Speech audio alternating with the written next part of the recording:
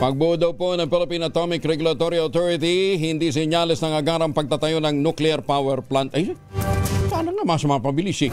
Detalye na balita mula kay Giselle Recaport, RH15. Giselle, good morning. Good morning, Kuya Angel. Nilinaw ng Department of Energy na hindi senyales ng agarang konstruksyon ng nuclear power plant ang pagtatatag ng Philippine Atomic Energy Regulatory Authority o PhilATOM. Kasunod ito ng pagratifika ng Bicameral Conference Committee sa panukalang Philippine National Nuclear Energy Safety Act.